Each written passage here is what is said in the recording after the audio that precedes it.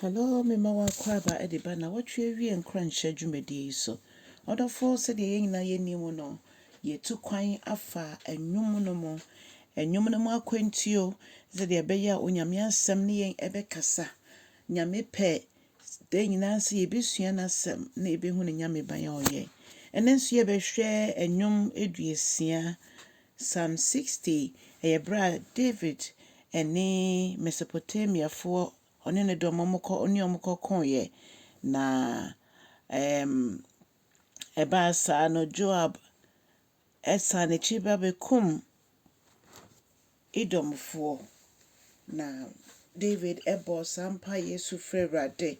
ade ba ko ma David de nyina nyame kasa oda ne kuma so no ese eni jemo arehu mo okobre mo okommo ni nyinara omanyame bemu omanyame hu ne se onim no odo no onim ni otimi ye ebi ni enwum we David se rade ejai omo aman omatamfo nodofo ni nyina mu no nya David fe hu nyina mu no wampaba ya bompa se nyame nkronkron beboa ye ma ye nso ye mpaba de abrabo ebetimi ejina ama wonko a Ewurade ye bema wiase nyina hu sampa ye som nyame a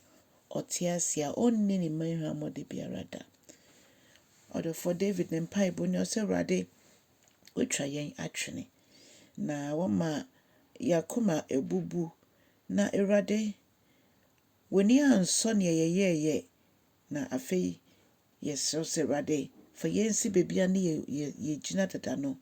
esanse wonna wama asase awoso na asase kra ebi ebu nanso Ewurade wonko a na wo ye opama abo utimi epam abo mpo ema etimi eyeye na ne senti no Yesu fra se Ewurade ebra ne memu aye den na wama ye hu ne se ya ye ntimi nyi ye hu yi Ewurade yeso boayen na ensa ede basabasa ye ba a Ewurade ya femu no Ewurade so se yifi ya no Ewurade wo wama yen franka na franka no de mama musuro na ye se yenkunimdie nko a na nsenti ye bepeja wonkunimdie franka no esanse onukure no ewo hoda odofo David koso ka se wa woje wo ma efi ohawni amanemu yenim se waje yen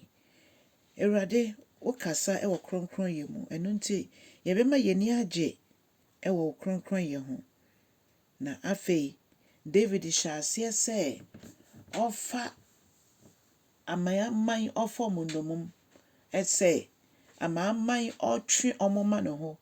ma bompa ya kire ti asefo nyankopon tumfo no okofo kese ne dia eni ampa amama nyina ba be hye menan ase ti David shase se obubodin se meni beje se Shekem emo ebetete afei Gilead ye media Manasseh ye media Ephraim nsoso ete se dadi cha ehemiti Judah eye memra mafo ono no ma memra afei Moab eye minkukuo mohohorofo Edom ena omo nsoso no meto omo atwene afei eho na meto mempaboa atwene afei Philistine fo nso medi nkunim ewo ho wa wode me ba saa enkronkro yi a omoho odin so Ewurade wo ena obegime wo ena obegime edimi akọ Edom Ewurade wo ena wo ye nyame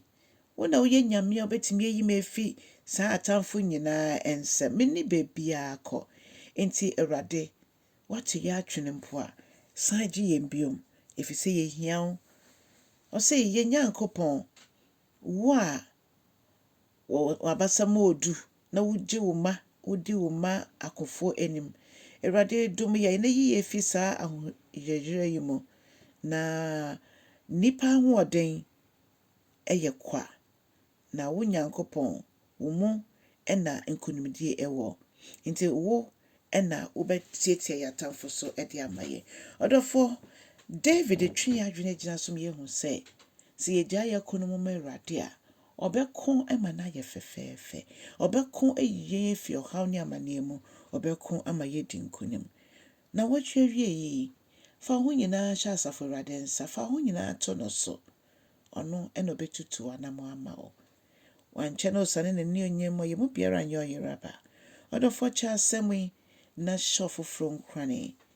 Boa me yɛ nyinaa nya asɛmpaka ne adwuma. Nyame nhyira wo. Ɛwɔ Yesu din mu. Amen.